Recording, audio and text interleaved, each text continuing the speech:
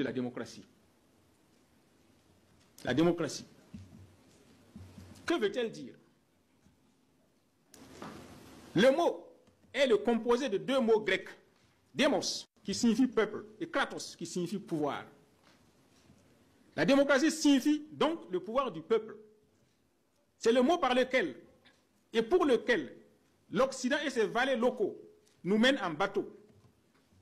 Il convient donc de le démystifier.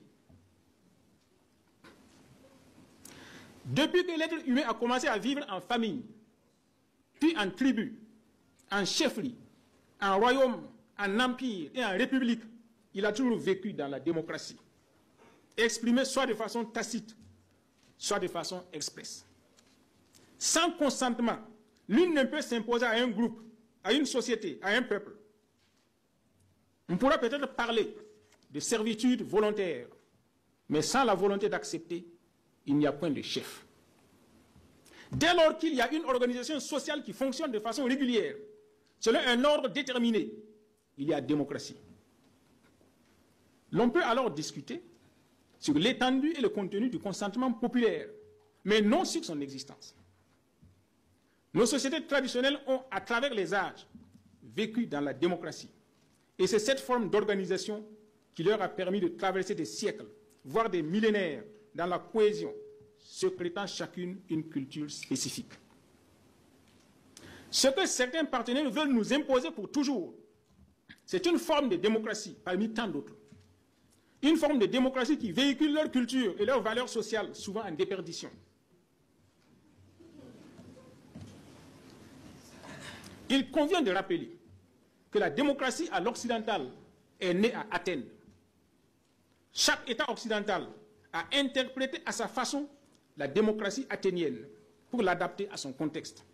Pourquoi ne pourrions-nous pas, nous aussi, adapter la démocratie à notre contexte? L'arrogance de certains dirigeants occidentaux, qui consiste à vouloir imposer leur modèle, trouve sa limite là où s'élève la volonté du peuple, enfin conscient de son rôle historique. Les Occidentaux devraient prendre conscience qu'il est temps pour eux de s'occuper d'abord du mal qui ronge leur propre démocratie, en accordant davantage d'attention aux minorités qui subissent leur oppression, comme les Noirs, les Arabes, les Juifs, les Tziganes. Qui peut oublier que les plus grands crimes ont été commis par les prétendues démocraties occidentales?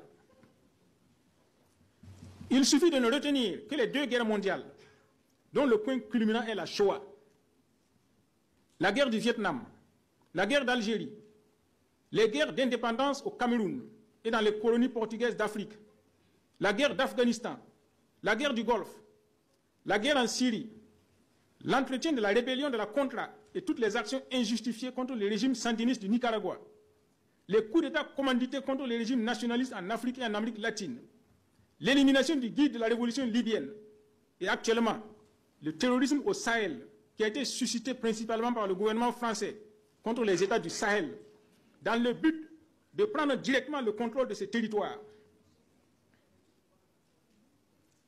Récemment encore, des coups d'État contre le régime de la transition du Burkina ont été commandités par le gouvernement français.